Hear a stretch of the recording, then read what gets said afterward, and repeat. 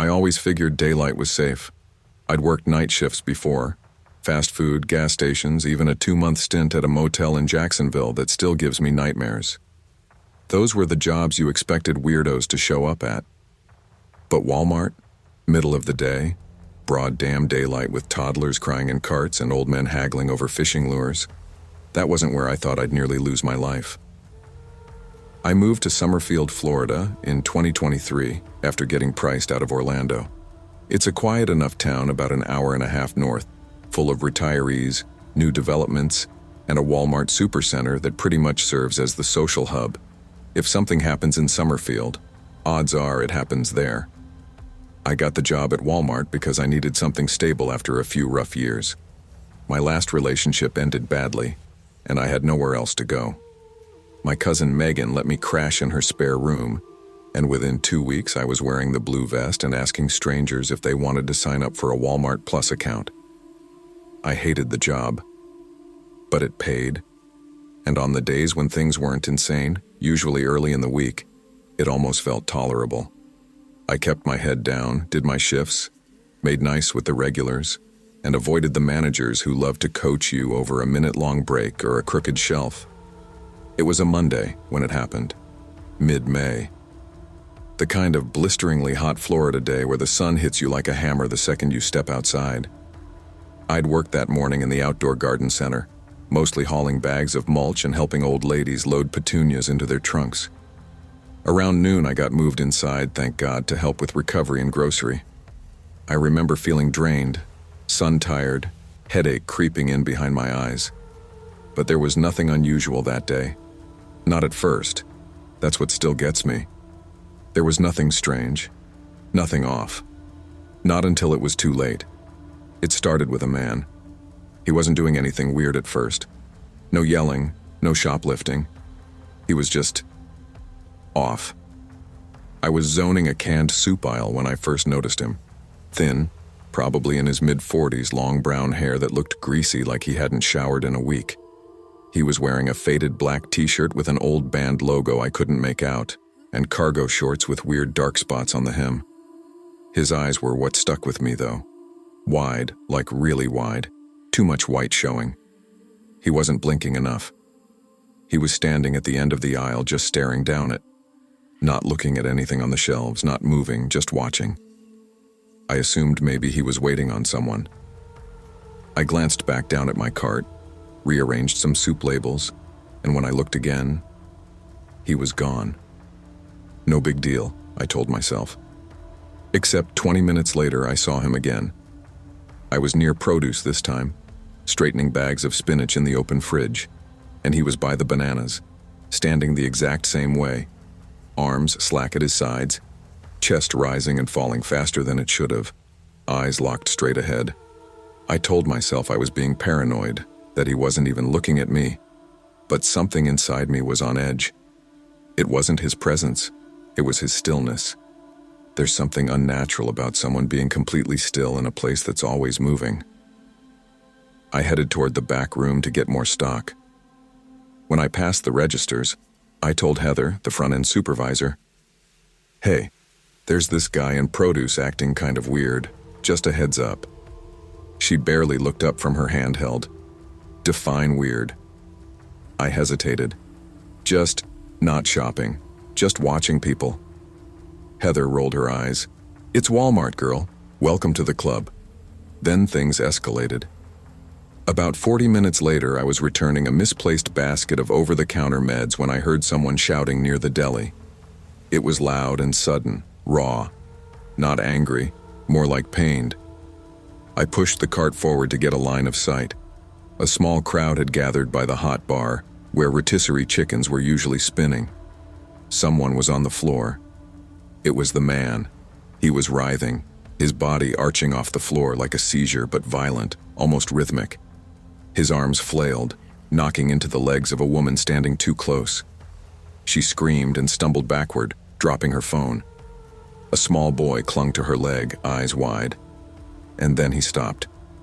His body dropped flat like someone flipped a switch.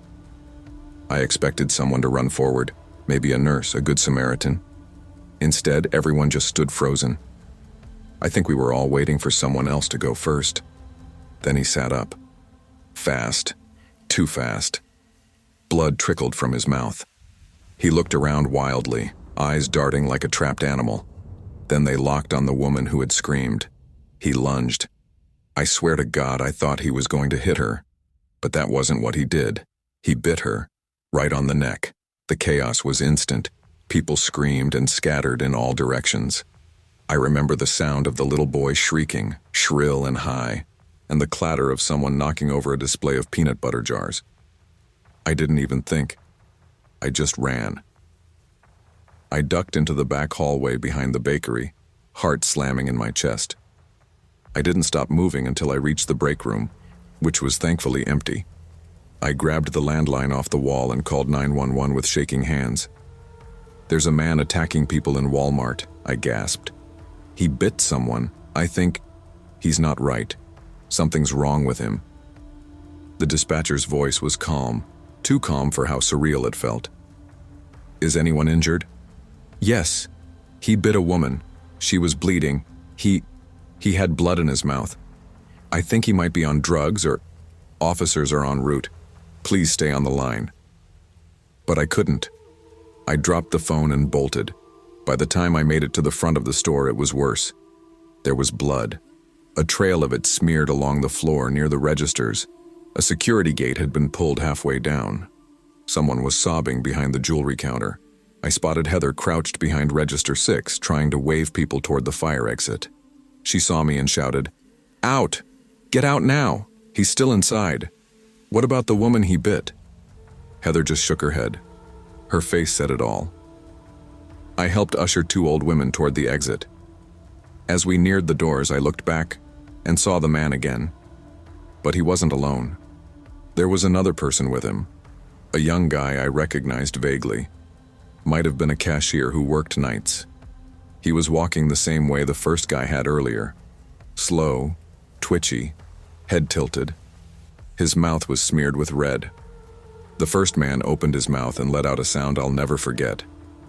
Not a word, not a scream, just a gurgling, guttural noise, like something was caught in his throat, like an animal choking.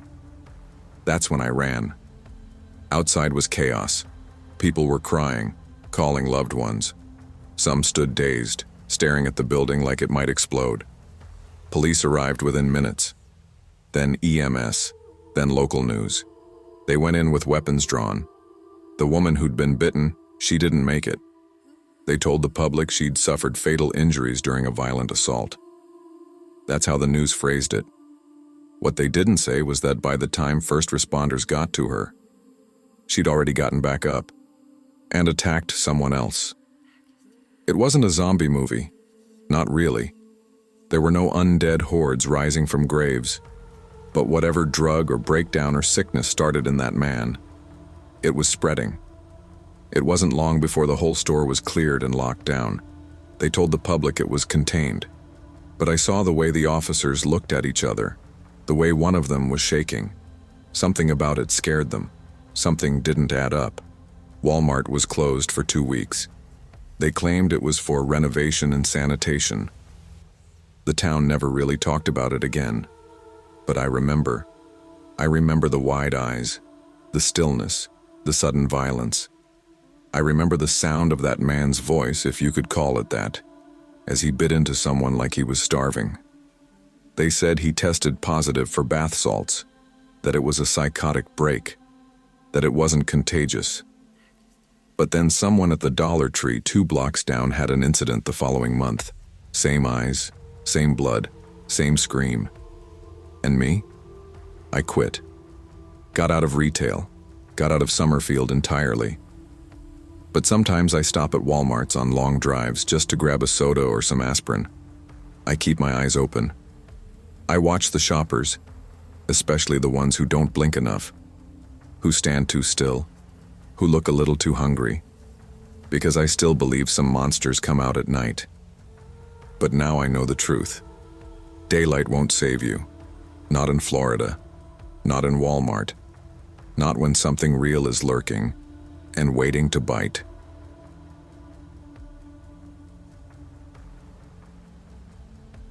I wasn't proud of where I was in life, but I wasn't exactly ashamed either. Working the overnight shift at Walmart wasn't a dream job, sure, but it paid just enough to keep my bills on autopay and left me alone during the day, which suited me just fine. After bouncing between jobs for years, auto repair, factory work, even a brief hellish stint in fast food, I figured stocking shelves in the dead of night was as low drama as it got. Or so I thought. Back then, I was married. Her name was Ellie. We'd been together for almost 15 years. Met at a barbecue, got married fast. Too fast in hindsight. But when you're in your late 20s, surrounded by friends who are popping out kids and buying their first homes, you start to feel the pressure. We were both tired of dating disasters. You know the types, clingy one week, distant the next, always looking for the next best thing. Ellie and I weren't perfect, but we were stable, or at least we felt that way. Our routine was simple.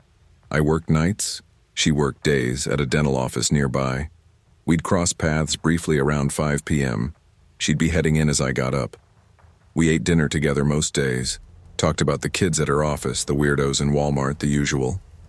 We never really fought. But something always felt slightly off. She laughed a little too hard at her phone when she thought I wasn't watching. She'd disappear for hours on weekends, supposedly to go thrifting or catching up with her cousin. I'm not a jealous guy, not anymore. But little things started to pile up. Then there was him. The name Brandon would come up now and then, an ex of hers, from way back. She said they'd been together for a few years in her early 20s, moved in together, talked about marriage, but he had some weird spiritual thing and left to go live off-grid in Colorado. He said money was evil, she told me once, rolling her eyes. Wanted to live in a yurt or something. She mentioned him maybe 3 or 4 times total over the years. Always casually, always like it was ancient history, and I never thought much of it, until the night I came home early. It was a Saturday, maybe a week before Halloween. I'd pulled a double shift Thursday night, and my manager, Trey, told me to clock out early Saturday to even it out. I didn't tell Ellie. Figured I'd surprise her, maybe grab takeout on the way home. Do something spontaneous, you know? It was just past 2 a.m. when I parked on the street outside our townhouse. No lights on inside. I slipped in quietly, didn't want to wake her. I was halfway up the stairs when I heard the floorboards creak in the guest room. The door clicked shut. She never went in there. We used it as storage. My stomach nodded. I waited, counted to 30, then knocked softly on the door. No answer. Ellie, I called, voice low. You okay? Silence. I reached for the knob. Locked. Why's the guest room locked? I asked, heart pounding now. The door clicked open a few inches. Ellie poked her head out. Her hair was a mess, face flushed. You scared the hell out of me, she hissed. What are you doing home? Got sent home early, I said, staring past her into the dark room. Why is the guest room? I was organizing the old clothes in here, she snapped. Jesus, do you always have to assume the worst? I didn't say anything. She stepped out, closing the door behind her. Let's go to bed, she said, kissing me on the cheek. Her lips were cold. Things were never the same after that. Every night I left for work, I felt this dull ache behind my eyes, like I was walking into a lie. At Walmart, I started spacing out, dropping boxes, misplacing pallets. My coworkers noticed. Trey wrote me up. I didn't care. And then, the picture happened. Ellie posted a photo to Facebook. Just a family shot. Us on the couch, her with a glass of wine, our cat on the armrest. But when I looked closely, something was off. There was a lump under the blanket across the bottom of the couch. A shape, human-sized. The cat's eyes were trained on it. Comments flooded in. Who's lying under the blanket? Wait, is that someone's head? I zoomed in and it looks like a face. My blood froze. I showed Ellie the comments. Oh my God, people are so bored, she laughed. That's just the cushions bunched up. But I wasn't so sure. A week later, I installed a camera inside my car. Not for the house, my car. I'd noticed it had been moved a few times in the night. The seat pushed back, radio stations changed. But Ellie swore up and down she hadn't touched it. I checked the footage the next morning. At 3:12 a.m., and while I was stocking shelves in aisle 9, a man climbed into my car. Bald head, thin building, bright red beard stubble. He leaned back in the seat, took something from his jacket pocket, a small folding razor, and shaved the sides of his head clean. Then he lit a cigarette, rolled the window down halfway, and just sat there, like it was his car. He left 20 minutes later. Ellie came out of the house right after him. She kissed him before he walked off down the block. I confronted her that night. I saw him. I saw you kiss him. You've been lying to me for years. Her face was stone. I want a divorce, I said. Her voice didn't waver. Then I'll take the house and the car and everything else, because if you fight me, I'll tell everyone you're abusive. Let's see how fast you lose your job at Walmart then. I didn't sleep that night. I didn't go to the police. I know I should have. I know people will read this and scream at the screen, wondering why I didn't get the cops involved immediately. But how do you tell law enforcement that your ex's long-lost boyfriend has been secretly living in the walls of your house, hiding in crawl spaces, sneaking into your car and sleeping under your couch cushions? They'd have me admitted somewhere. I took the kids to my sister's place across town, told them we needed a little vacation. My ex didn't even fight me on it. She seemed relieved, almost. Maybe she thought I finally gave up, that I was walking away without burning it all down. But I wasn't walking away.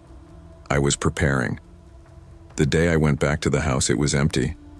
I didn't call her or give her any warning. I knew she was at her friend's for the weekend with the kids. I unlocked the garage, got inside, and stood in the middle of the living room. Then I called his name. Jason. Silence. I know you're here. I know you've been here, and I know you've touched what's mine. Still nothing, but I could feel him. The same way you feel when someone is behind you on a dark street. Not see, feel. I walked toward the hallway, my revolver in hand. My fingers were slick with sweat. You didn't go to Tibet. You didn't meditate yourself into enlightenment. You hid. You made yourself small like a parasite, living off scraps, living off her. Then I heard it. The faintest creak in the floorboards behind me. I spun around, gun raised, but the hallway was empty, so I turned and fired into the attic door. There was a scream, a real human scream, followed by something heavy collapsing above me. I ran upstairs, kicked open the attic access, and climbed up. He wasn't dead. Not yet. Jason was lying there in the dark, bleeding from his shoulder, eyes wide and wild like some rabid animal. The same red stubble growing out of his shaved scalp. Same stupid monk beads around his neck. You don't get to take my place, I told him. You never even wanted it, he hissed, spitting blood. You worked, you complained, you blamed her for everything. But I was here. I was with her. I raised your kids. I watched every game and helped with their homework. They're not my kids. He went silent. Then he laughed. Not a crazed laugh, a quiet, knowing one. Like he pitied me.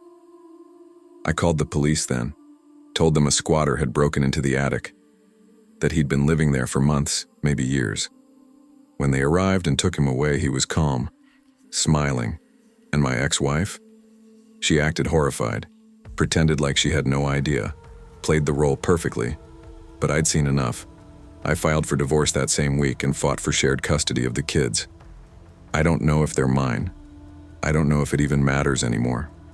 I sold the house, moved across the state, started over. I spent a lot of nights alone, sure. Sometimes at the pub, sometimes staring at the ceiling, wondering if any of it was ever real. But I sleep sound now, because at least now I know who is hiding behind the walls, and I know who isn't anymore.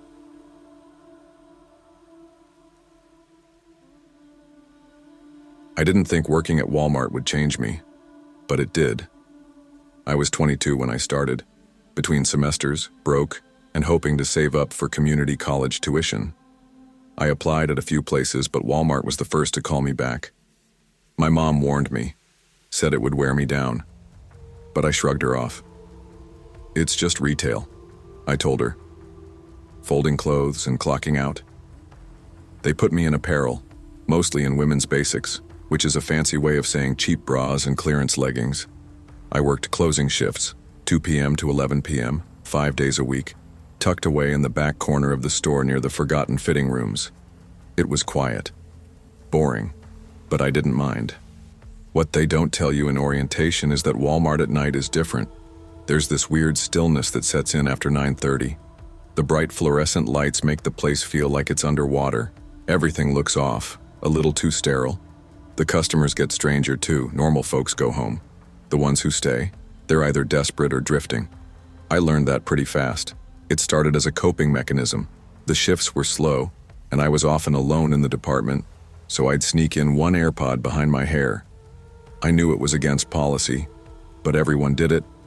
I kept the volume low enough to still hear people coming, just enough music to keep me sane while I folded the same 5 tank tops over and over again.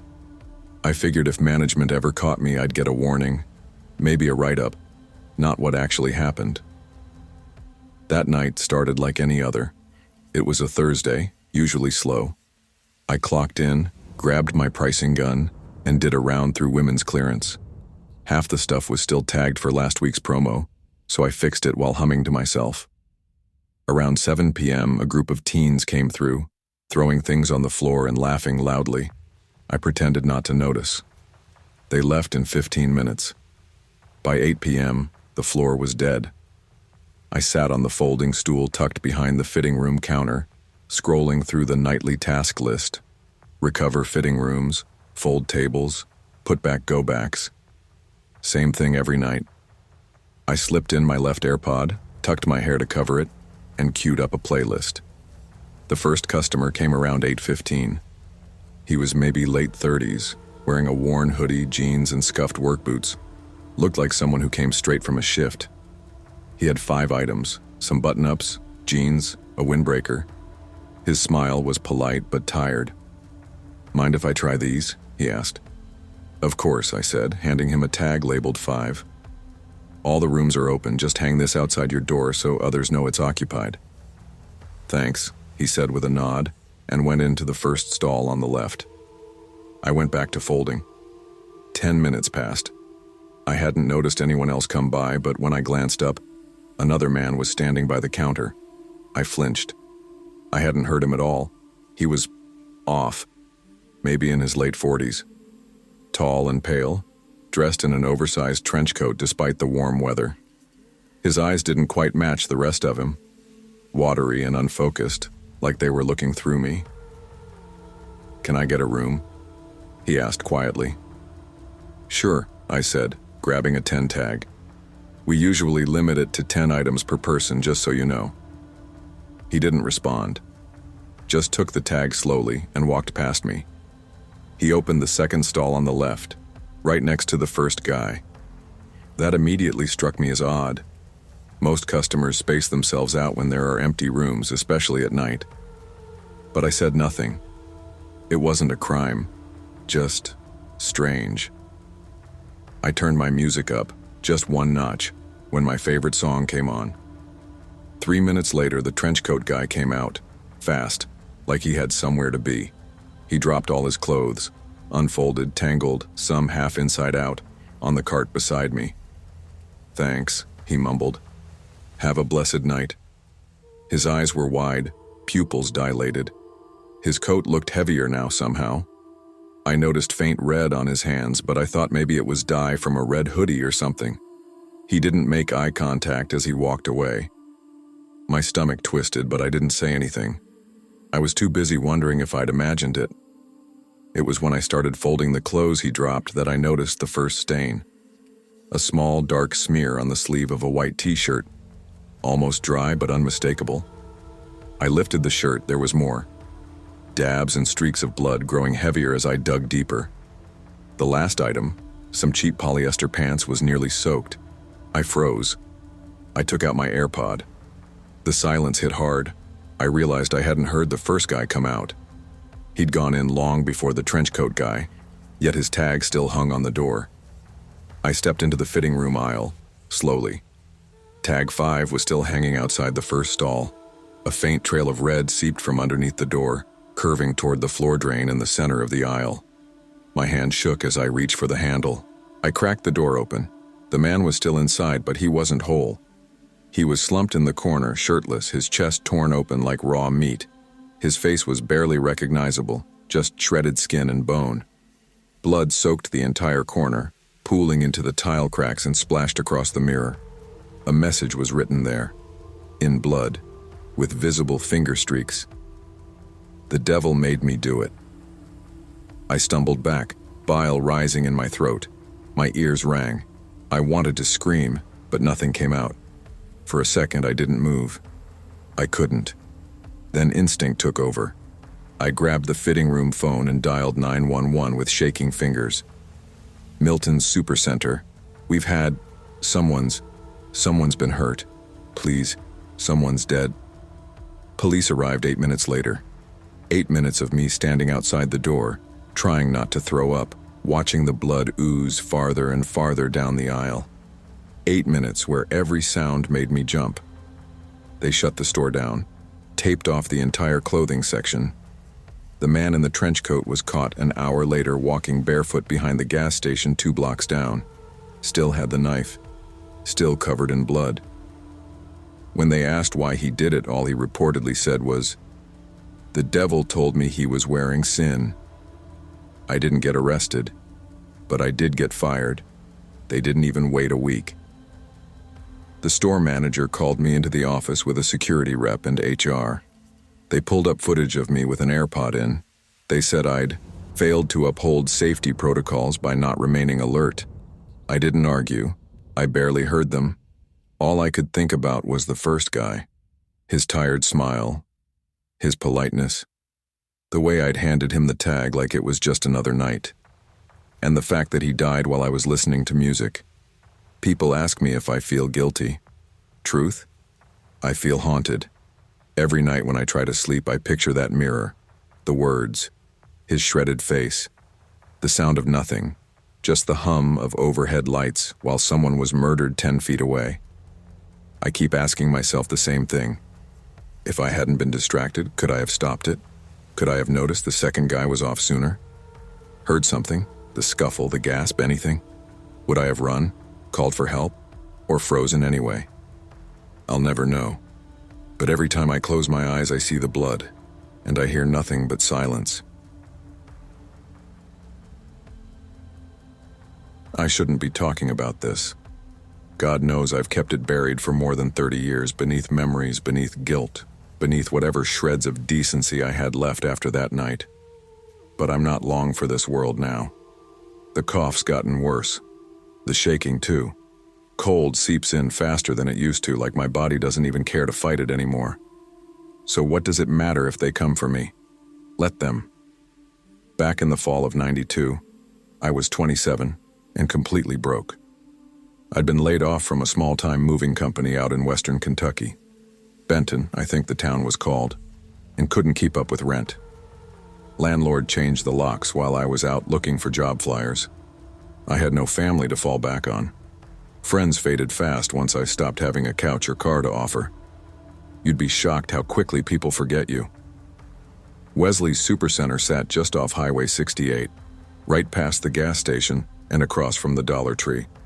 It wasn't a real Walmart, not officially, but it was built to look like one.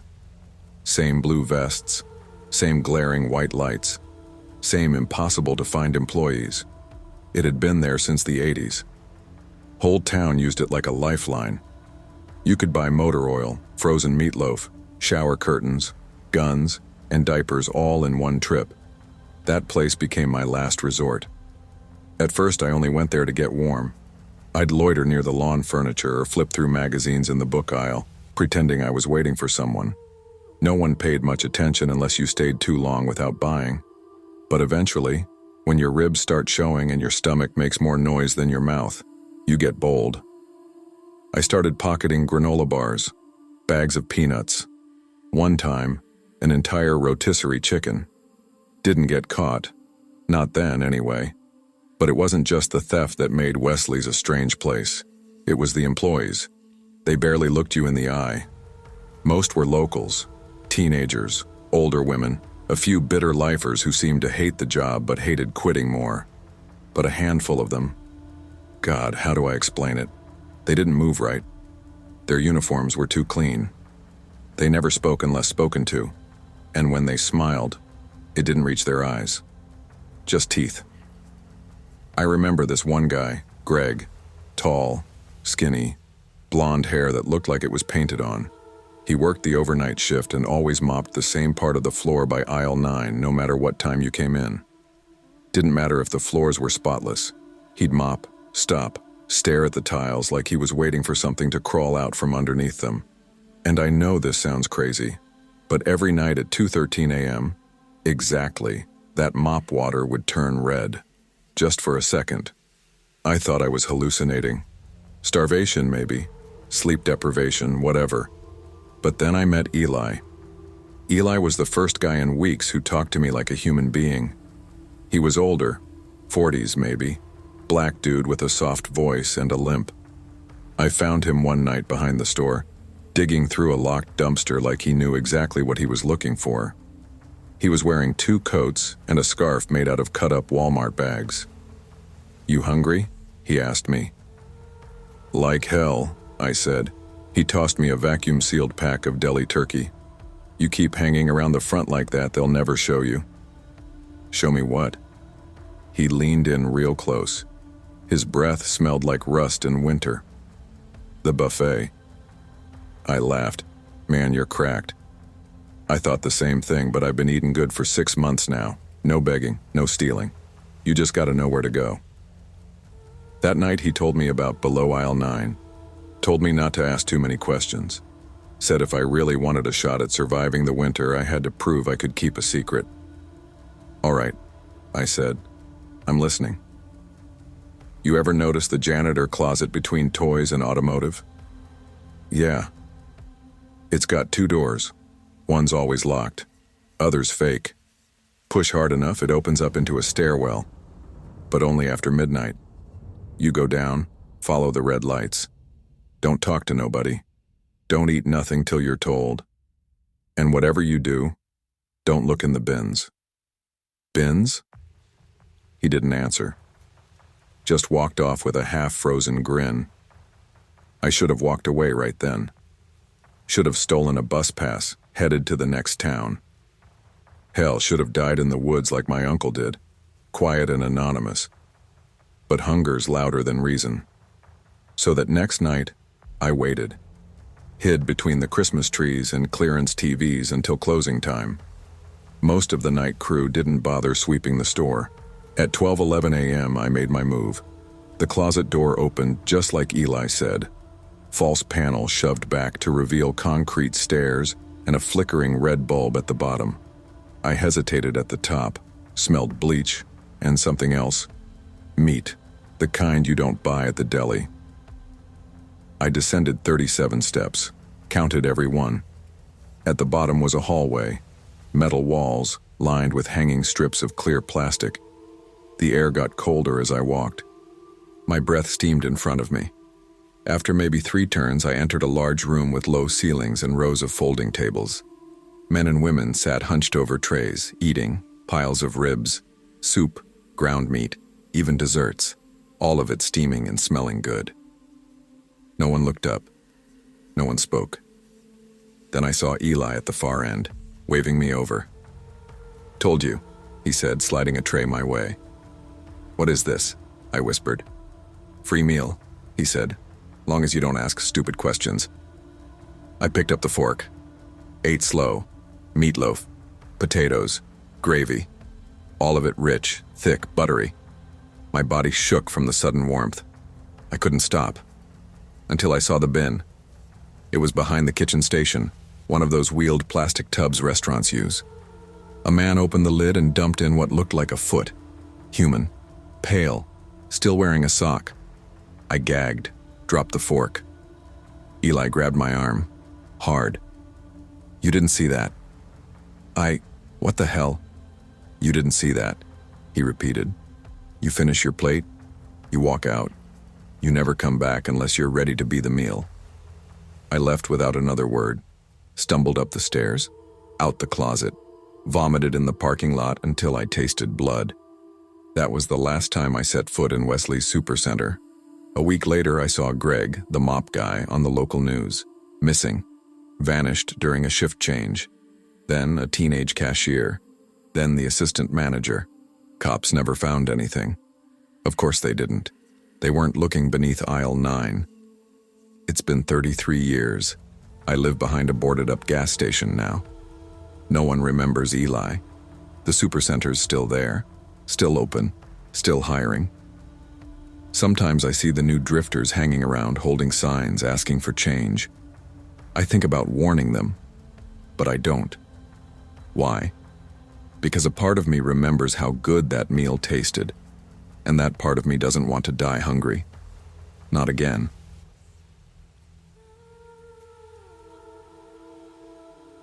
I never meant to be part of something so dark. Photography was supposed to be my escape, a way to freeze memories, light, and emotion into something meaningful. I've been a professional photographer for over a decade now. Weddings, maternity shoots, graduations, those were my bread and butter. But like a lot of artists trying to survive in a small town, I picked up side gigs when money got tight. Some of them were harmless, pet portraits, Etsy product photos. Once, I even shot some Halloween-themed engagement pictures at a pumpkin patch. And then, there was the ghost photography. That one wasn't supposed to be anything serious. Just a weird little service I offered because I was a paranormal enthusiast, and the idea of staging ghostly family photos felt novel. I even posted a few examples online. Tastefully done, mind you. Soft overlays of spirits made from old family photos, subtly edited into the background like they were watching over the living. To my surprise, people responded. Grieving people. They'd send me their loved ones' photos, sometimes scanned from yellowed albums, and ask me to put Dad by the fireplace, or Nana in her favorite rocking chair. I never charged much. Enough to cover my bills. It was morbid, sure, but I told myself it brought people comfort. It also made me feel gross, like I was selling false hope. I promised myself I'd stop doing it as soon as I could get some steadier work. Then I met Kara Willis, and everything changed. It started with a Facebook message, time-stamped at 12:47 a.m. from a profile named Kara W. Hi, I saw your ad about spirit photography. I'm interested. How much for a rush job? My gut twinged. That was never a good start. But my rent had just bounced, and my car needed a new alternator. Depends. What kind of rush? I replied. Can you do it by Monday morning? I'll pay $600. More than I'd ever charged by a lot. My professional day rate was $250 for a full wedding shoot. I hesitated. I shouldn't have. Sure. Send over the details. Within a minute, her messages flooded in. Not short ones. Huge walls of text that blurred together as I scrolled. She wrote about her 2-year-old daughter, Madeline, who'd passed suddenly. No cause of death. No mention of the father. Just line after line about how she couldn't sleep, how much she missed her little girl, how she wanted to remember her in a beautiful way. Then her tone shifted abruptly. I want the photos taken inside Walmart, near the kids' clothes section. That's where Maddie liked to play. I want to be standing there, holding her favorite stuffed bunny. And I want her ghost standing next to me, holding my hand. Can you do that? I stared at the screen for a long time. Of all places, Walmart. We met the next day, Sunday morning, at the 24-hour Walmart off Briarwood Parkway. It was gray outside, drizzling, that kind of light rain that doesn't soak you but still chills you. Kara was already standing near the sliding doors, rocking on her heels like she was wired on caffeine or nerves or both. She couldn't have been more than 30. Skinny, stringy brown hair tied back in a too-tight bun. Pale. She looked like she hadn't slept in weeks. I'm Kara, she said, and thrust out her hand before I could say anything. Jess, I replied. You sure you want to do this here? She nodded eagerly. Maddie loved this place. She called it the big toy store. She used to run up and down the aisles with that bunny I brought. It'll feel right, more real. She held up a ratty stuffed rabbit with one ear chewed and matted fur. This was her favorite. She used to kiss it goodnight. We walked past the greeter, who barely looked up. Sunday mornings were quiet in this part of town. The place was practically empty. I'll need a few shots of you by yourself, I said. Then I can add Maddie in later. You have pictures of her? Kara nodded and pulled out a Ziploc bag from her purse. Inside were 5 printed photos. I glanced through them. Most were grainy, low-res phone shots. Maddie had blonde curls and an oversized smile, the kind that lit up her whole face. She liked dinosaurs, Kara said, and the color green. She hated wearing shoes. Make sure she's barefoot in the photo. Okay. She handed me the bag. I set up near the children's clothing section, camera ready, fluorescent lights buzzing faintly above us. Kara walked to the center of the aisle and stood, cradling the stuffed rabbit like a baby. Then, without me even prompting, she began crying, big, loud, theatrical sobs. I froze behind the viewfinder. Is this okay? She asked between sobs. Yeah, I said awkwardly. Just hold still for a few shots. She posed exactly as she described, holding the bunny, looking off into the distance. Then she got down on one knee and stretched her hand toward the empty space beside her. That's where she'll be, she whispered. Make sure her head's tilted just a bit. She always did that when she smiled. I nodded silently and kept shooting. She made me take over 200 photos. Same pose, slight variations, different angles. I tried to move quickly and stay detached, but something felt off. There was no grief in her eyes, just a weird intensity, like she was acting or practicing. Once we wrapped up, I offered to walk her out, but she shook her head. I'll be here a bit longer, she said. I need to feel her here again, you understand? I didn't, but I nodded anyway. At home, I loaded the SD card and started sorting through the photos. I usually take a day or two to edit spirit photos, lining up the angles, blending light, softening the edges, but I stayed up all night for this one. By 3 a.m., I'd done it. 5 clean photos. Kara kneeling in Walmart, holding a bunny, with a faint, translucent child standing next to her. Barefoot, head tilted, smiling just a little. I emailed them over. She replied instantly. Perfect. Thank you, she looks so real. You're a miracle worker. The money hit my account by 7 a.m. I thought it was over. It wasn't. 2 days later, I was in the middle of editing some maternity photos when someone pounded on my front door. Not a polite knock. Pounding. I checked the peephole. 2 men in suits. Ms. Jess Harding? The taller one asked, flashing a badge. I'm Detective Calloway. This is Detective Brent. We'd like to ask you a few questions about a woman named Kara Willis. My stomach dropped. She a client? Yeah, she hired me for a photo session. What kind of photo session? Ghost photography, I said quietly. She said her daughter passed away. Wanted a memory. The detectives exchanged a look. Ma'am, said Brent, Kara Willis is under investigation for the possible homicide of her daughter, Madeline Willis. Her daughter's body was found this morning, in the dumpster behind that Walmart. I don't remember much from the next few hours. They brought me in for questioning. Took my camera, my laptop, my phone, everything. I kept telling them I didn't know, that I thought the kid was already dead, that I was just a photographer. But Kara had already told them I was a friend, that I knew, that the pictures were planned together to help her process the loss. She made it sound like I was an accomplice. Worst of all, the detectives played me something. Security footage from Walmart. From the morning of the shoot, there was Kara, walking in, holding the bunny, alone. But then, at 10:41 a.m., About 15 minutes before our scheduled shoot time, she walked out the fire exit, alone again. No bunny, no shopping bags, just a duffel bag in her hand. The footage cut to the outside dumpster. Same timestamp. She opened it, dropped the bag inside. The coroner confirmed it. Madeline had died several hours earlier. The cause of death? Smothering. No signs of a struggle. I was never charged. There wasn't enough to tie me to the crime, but they kept my equipment for nearly 6 months. My reputation? Destroyed. Clients ghosted me. People whispered. Some believed I helped her fake grief. Some believed I helped her cover the murder. It didn't matter. I stopped taking photography gigs altogether after that.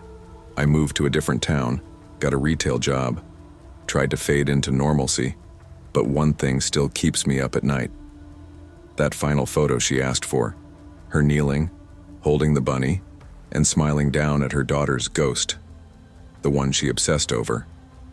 When I zoomed in on the original shot, not the edited one, but the raw image straight from the camera, I saw something in the reflection of a freezer door behind her. A child, standing, looking up at her mother, barefoot, blonde curls, head tilted, no transparency, no Photoshop, no overlay. And the timestamp? 10 minutes after Madeline was supposed to already be dead. She didn't just want to look innocent. She wanted to be photographed with her daughter one last time, even if it meant faking the grief and faking the death. But if that's true, then who did we bury?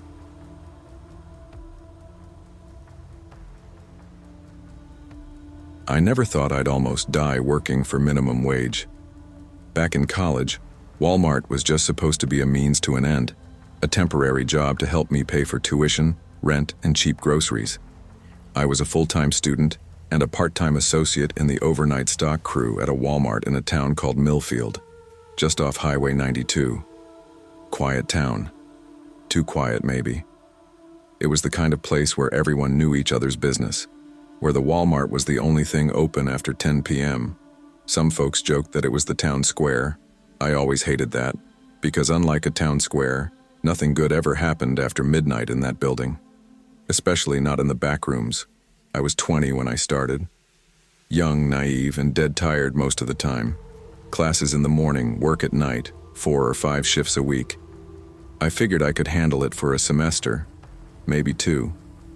But time passes fast when you're too busy to think. I made friends with a few people.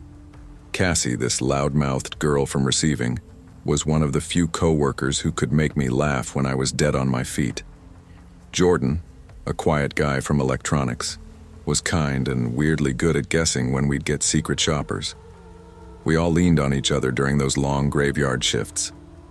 Management? That was another story.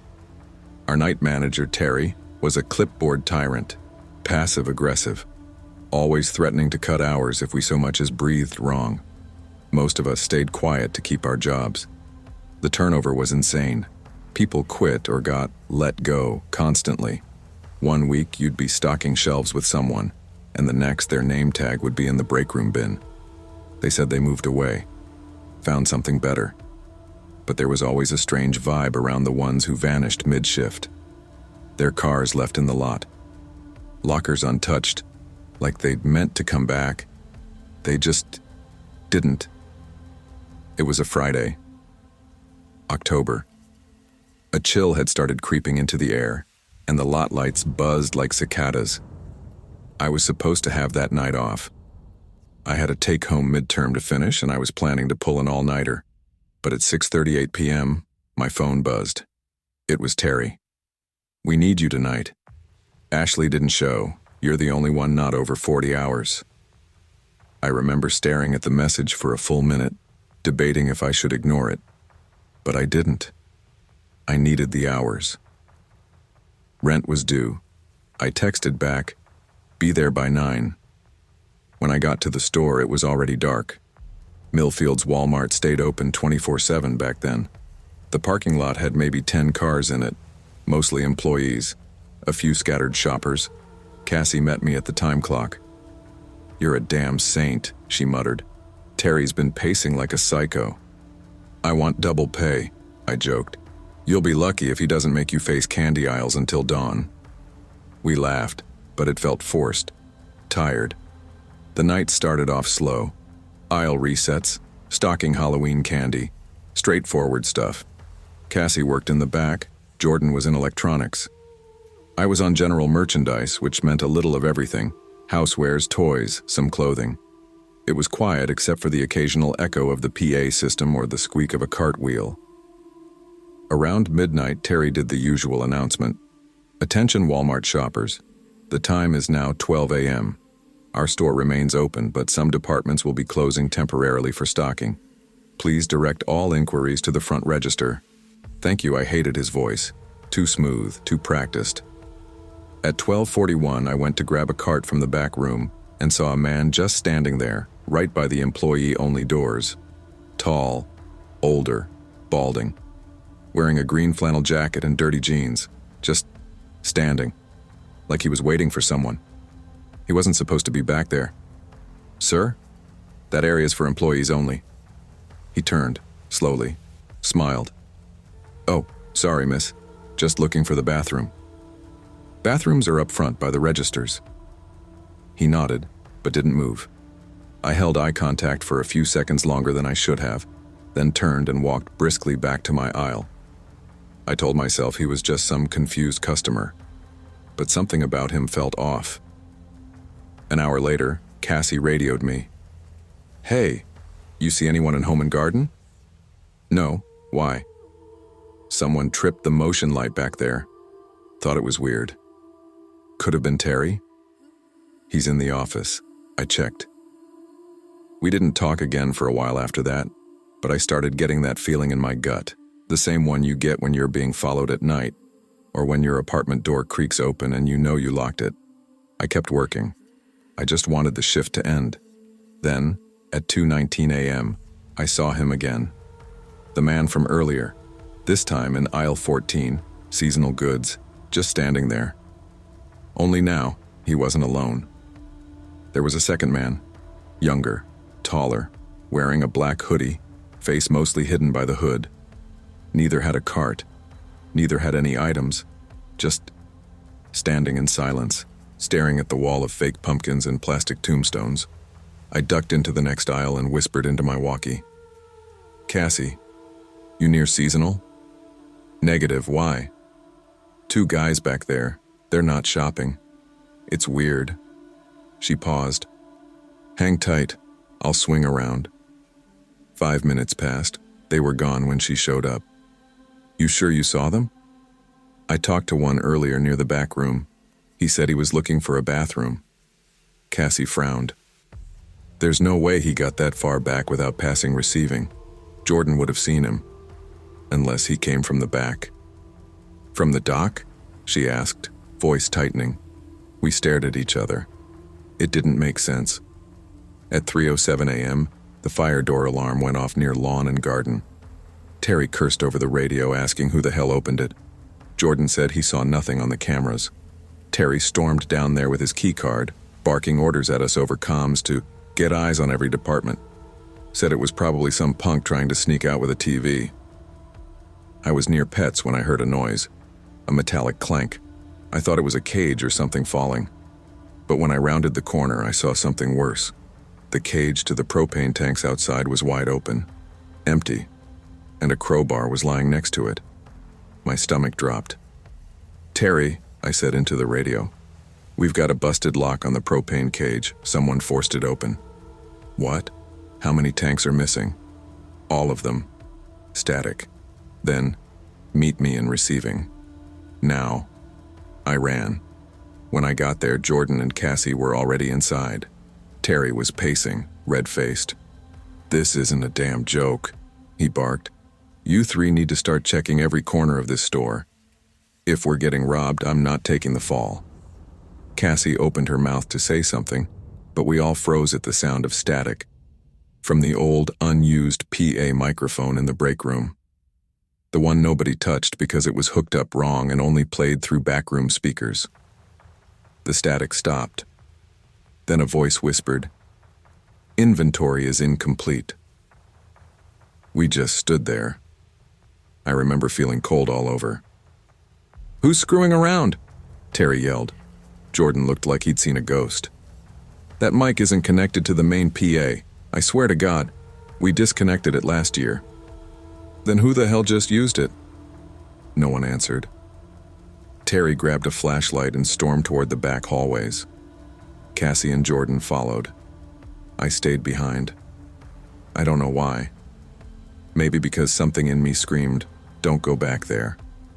While waiting in the break room, I noticed something weird. The old monitor hooked up to the backroom camera system. It was on. It hadn't worked in weeks, but the screen was flickering. I leaned in and saw it was playing something. Grainy footage. Looked like a homemade DVD menu. Only one option, play file. I clicked it, and I wished to God I hadn't. The screen lit up with night vision footage. Someone was filming from the ceiling tiles, watching associates walk below. I recognized them: Cassie, Jordan, Ashley, the girl who'd supposedly no-called tonight, even myself, filmed just hours ago, stocking pillows. And then the video shifted. It was Ashley, tied up, gagged, crying in the back hallway. Footsteps, a shadow. Someone walked up behind her with a wrench. The screen went black after a sickening crunch. I stumbled back and dry heaved into the trash can. My radio crackled. "Sally, we found something," Jordan's voice said, low and shaky. "Receiving freezer, we need you back here now." I picked up the walkie, hands shaking. "I just saw the tape. Don't go in there. Get out of the store." No reply. "Jordan, Cassie, do not go in the freezer." Then, over the PA, somehow impossibly, I heard my own voice, a clip from a previous shift. "Hey, you need help finding something?" It repeated, distorted, slower each time. "Hey, you need help finding something?" The store went dark. I ran, through the aisles, past toppled displays and half-open backroom doors, sprinting toward the front. I saw Jordan's body in aisle 9, face down, blood pooling. I didn't stop. Cassie was at the front doors, frantically yanking them. They were locked. "He locked us in," she screamed. "Terry's gone. We're next." We smashed the glass with a fire extinguisher. It took 3 tries. Alarms screamed as we crawled out through the shards. We didn't stop running until we hit the Waffle House across the lot, called the police, reported everything. They never found Terry. They never found Ashley. They said Jordan's death was a workplace accident, that the cameras malfunctioned. The propane tanks were never recovered. I quit the next day, moved cities, changed majors. Cassie did the same. We don't talk much now, but I know she remembers. I see it in her eyes when we do meet. This haunted look, like she's still hearing her name whispered through broken speakers. As for me, every time I walk past a Walmart, I feel sick. Because sometimes, in dreams, I hear that voice again. Inventory is incomplete. And I wonder if it ever was me they were counting, or if I was just next.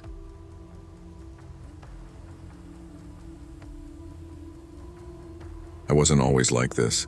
I had a job, a car, a decent enough apartment. I wasn't thriving, but I wasn't drowning either. People think homelessness happens overnight. It doesn't. It's a slow drip. One missed paycheck, then another. A broken down car, a late rent notice, a job that cuts your hours until further notice. A week sleeping on a friend's couch turns into a month. That friend's patience wears thin.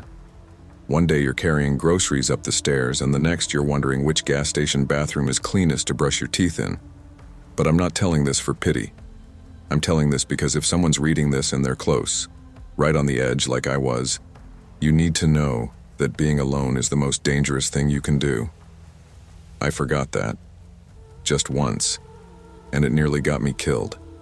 It started on a cold Wednesday night in early December, in the outskirts of a city I'll call Faywood. Not Vegas, not even Nevada. A place quieter, a little forgotten. The kind of place where a 24-hour Walmart sits at the edge of town like a beacon for the desperate and the strange.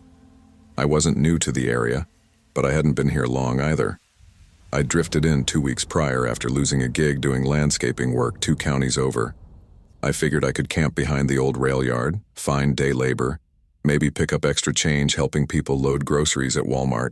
Not glamorous, but survival rarely is. That night I was hungry, more than usual. The last real meal I'd had was a gas station burrito 2 days before, and I could feel the lack of food gnawing at my patience. I wasn't a thief, but I'd be lying if I said I hadn't stared too long at the shelves sometimes. Still, I knew a guy.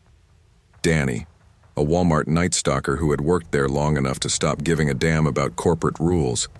If he was on shift, he'd sneak me expired deli sandwiches when no one was looking. I pulled my ragged hoodie tighter as I crossed the parking lot, the wind biting. It was nearly empty, except for a few beat-up trucks and one idling sedan. Its windows fogged. I didn't think much of it then. The automatic doors groaned open. Warmth spilled out. I stepped into fluorescent light and linoleum. "Yo, Bert," Danny called softly from behind a pallet of bleach. My name isn't Bert. It's what people call me. I don't use my real name anymore. Too many strings attached. "You hungry? You got psychic powers now, Danny?" He tossed me a plastic container of chicken tenders, slightly crusted but edible. I caught it like it was a prize. "Only thing I got psychic powers for is knowing when the manager's in the crapper. 10-minute window, tops, eat fast." I nodded and made my way to the garden section. It was closed off, but the benches were still there. Quiet, out of the way. That's when I saw her, Angela. She was probably 20, maybe less, wrapped in a thin blanket, tapping her leg anxiously as she sat curled up near the fake plants. I'd seen her around before but hadn't spoken to her. Most people on the streets don't trust each other easily. I hesitated. She looked at me, then away, quick, embarrassed, tired. That kind of tired you don't shake off with sleep. "Hey," I said gently. "You all right?" She didn't answer for a second. "Do I look all right?" "Fair." I sat across from her, leaving space. Just making sure. Angela didn't say anything after that. She just stared past me, at something in the shadows of the stockroom entrance. I followed her gaze. Nothing. Just the usual clutter of the overnight shift, plastic-wrapped pallets, mop buckets, a cart full of clearance toys. But her eyes stayed fixed, like she saw something I didn't. "You know," she whispered, "someone's been following me." That stopped me cold. I looked back again, but it was just us. Danny was out of sight now. The only sound was the dull hum of the ceiling lights and the occasional beep of a scanner from the front register. "Who?" "I don't know," she said. "He doesn't look homeless. He wears this dark hoodie, follows me around town.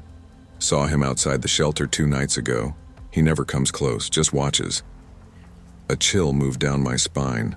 I'd heard stories like that. Hell, I'd lived them. Sometimes it's just paranoia. But sometimes... "You ever tell anyone?" Angela gave a bitter laugh. "You think anyone cares?" We sat there a while silent. I finished the tenders. She didn't say another word. Eventually I stood.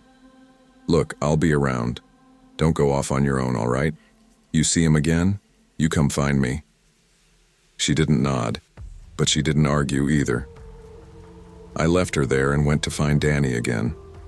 I never saw Angela leave the store that night. At some point, she must have slipped out while I was helping an old man load water into his car for a few bucks. I didn't think much of it, not until the next morning. The police were parked outside the Walmart. Yellow tape fluttered near the side loading dock. Danny was standing off to the side, white-faced. "What happened?" I asked. "They found a girl, dead, near the dumpster," he said, voice hollow. "Blunt force trauma. The cops aren't saying much, but I already knew. Angela. They didn't identify her publicly at first, but I knew. The blanket was gone.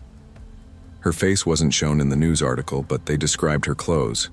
It was her." I felt it in my chest like something had sunk its claws in. I told the police what she'd said, about the man in the hoodie. They took my statement, thanked me, but I could tell they didn't think much of it. Another dead girl on the streets. Another nobody. I didn't sleep the next night. I found an alley behind an old pharmacy with high walls and only one entrance. I kept a metal rod near my blanket. But fear does funny things to the brain. Makes you see shadows in every corner. Makes every footstep sound like a threat. 3 days passed. I kept to the Walmart parking lot, nervous but watchful. I thought maybe I could catch him. Warn someone. Stop the next one. And then I saw him. He was standing at the edge of the lot just after midnight. The same fogged-up sedan. Hood over his head. Hands in his pockets. Watching. Not shopping. Not going inside. Just standing. I walked toward him. He turned, slowly. Calm. Like he wasn't doing anything wrong. "You looking for someone?" I asked, keeping my voice even. He didn't respond, just tilted his head. Something in his eyes made my skin crawl. There was no fear, no surprise, just interest, the kind predators have. "I'd leave," I said. He smiled, and then he walked away, like he had all the time in the world, disappeared into the shadows near the gas station. I didn't follow. I called the police again, gave them the make of the car, the partial plate. They thanked me, again, said they'd look into it. Angela's death faded from the news within a week, but not from me. I left Faywood a few days later. I couldn't stay, not after that. I still think about her, still wonder if I could have done more, warned her better, sat with her longer. I still see that man's eyes in my dreams. That quiet smile like he knew I couldn't stop him.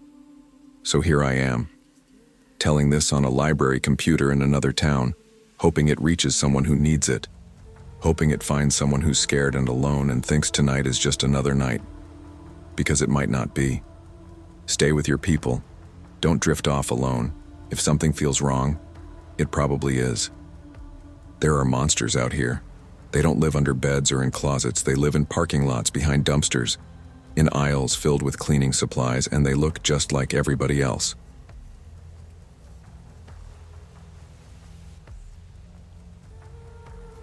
I was 17 when I dropped out of high school.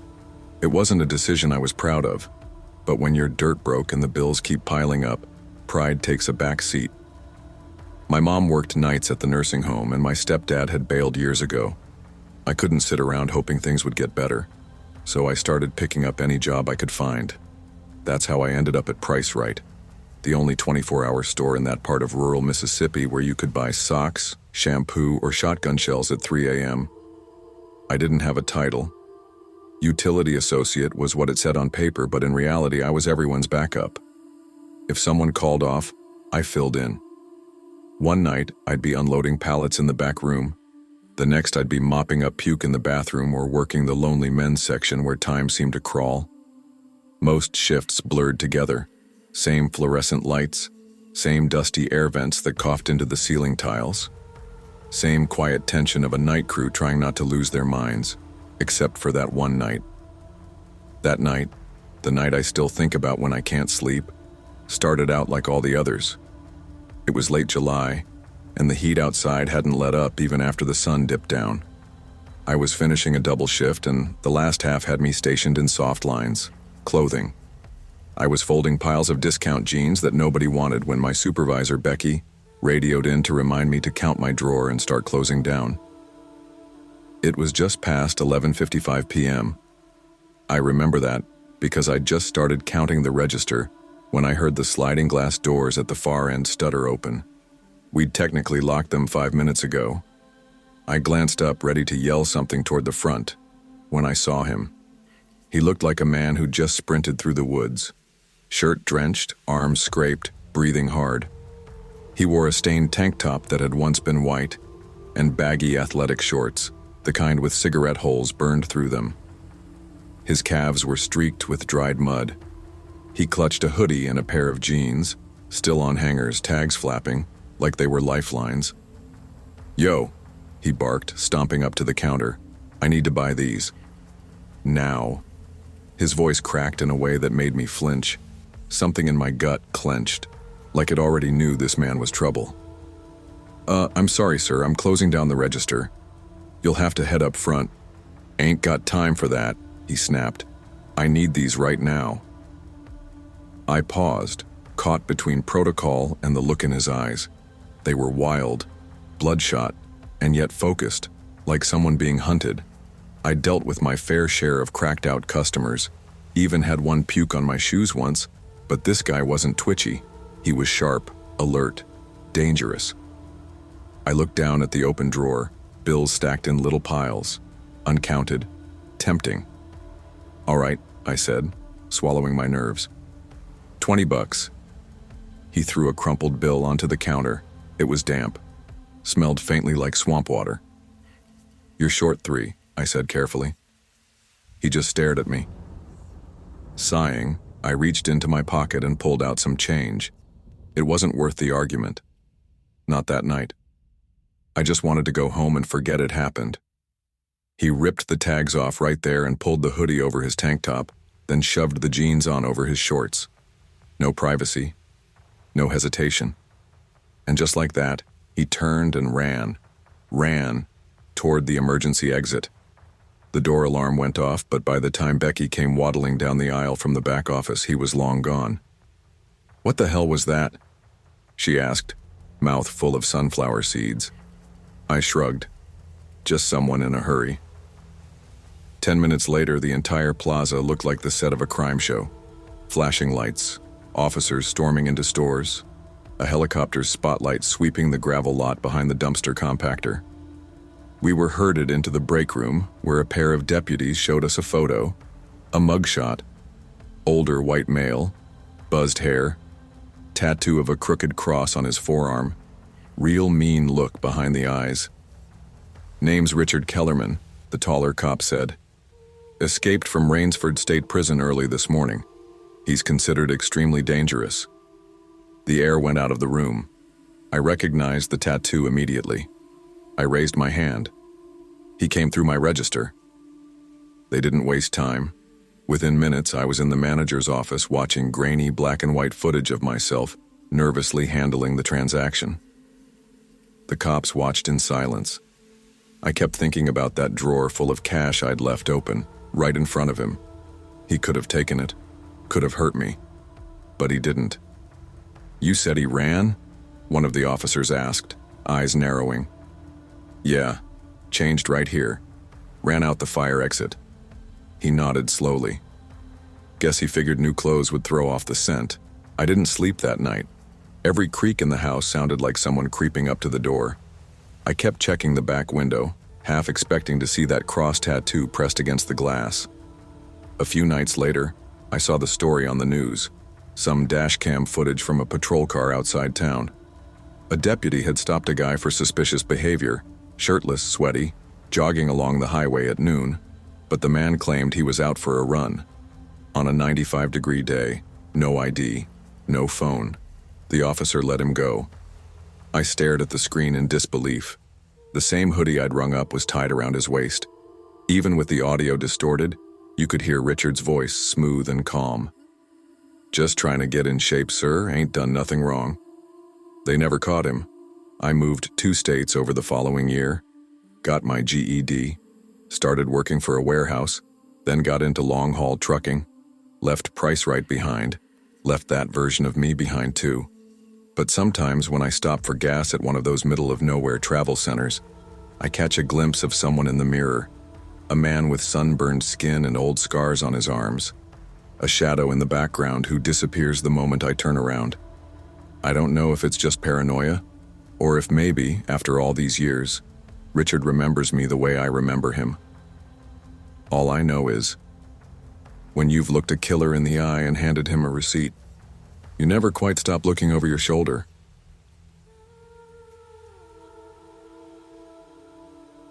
I used to think that working overnight at a supercenter was boring. Not scary, just boring. Now I can't set foot in a Walmart without checking every corner. I get panic attacks in grocery aisles. The smell of cleaning solution or the beep of a scanner can trigger flashbacks. It's been 3 years and I still don't talk to anyone from that job. I can't.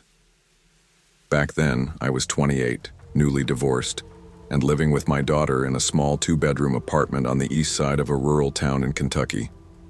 Money was tight. I picked up the night shift at a Walmart about 25 minutes from home. The hours were 10 p.m. to 7 a.m., 5 days a week. It paid $15.25 an hour. Not bad, all things considered. We were the overnight stock crew, about 12 of us total. Mostly women, a few older guys, and 1 or 2 kids barely out of high school. The store was technically open 24/7 back then, but foot traffic after midnight was practically non-existent except for truckers or strange people coming in for things like duct tape and bleach. My job was simple: unload freight pallets, stock shelves, and make sure everything looked neat. On paper, it was easy, but nights were long, quiet, and often exhausting, and sometimes something didn't feel right. But I'll get to that. Let me start at the beginning. The night it all happened was a Thursday. I remember because Thursdays were our heavy load nights. We had 3 trucks to unload that shift. I was in a terrible mood that night. My daughter, Katie, had woken up with a fever, and I almost called in. But my ex-husband, Travis, had agreed to stay with her until morning, and I needed the hours. I arrived at 9:52 p.m., parked in the back lot, and walked in through the associate entrance. The night manager, Harold, was already at the clock-in station with his usual thermos of black coffee. "You're late," he grunted. "It's 9:52, I said. "Clock-in's at 10. Harold didn't reply. He never liked me, or women in general, I think. The rest of the crew trickled in. Sarah, this sweet older lady who worked grocery. Jorge and Matt, the high school boys who worked pets and toys. Sherry, a single mom like me, covered home goods. There was one new girl that night. Harold introduced her during the safety briefing. "This is Lacey," he said. "She'll be helping in dry goods. Show her around, Rachel." Great. I was already behind. Lacey didn't talk much.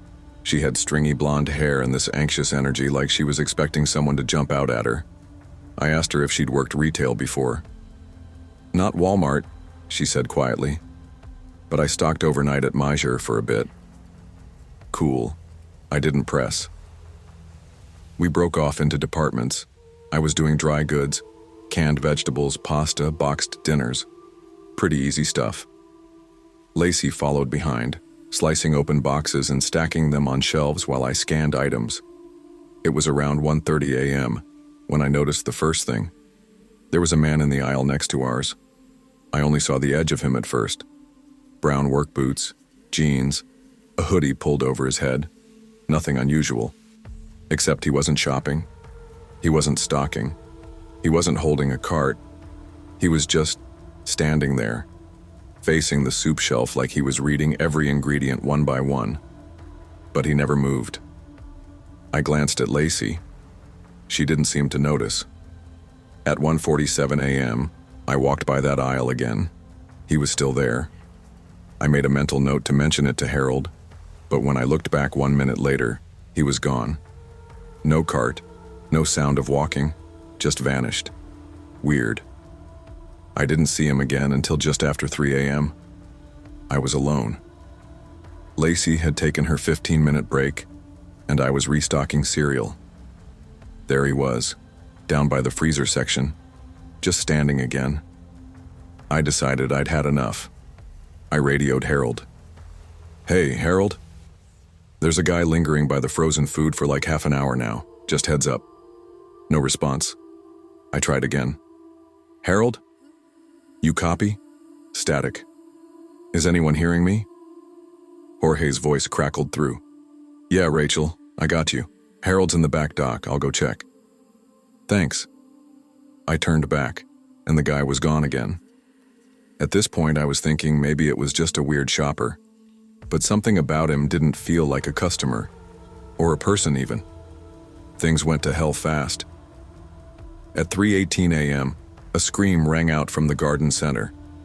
Everyone froze. The kind of scream that makes your blood run cold. "Was that Sherry?" Lacey whispered.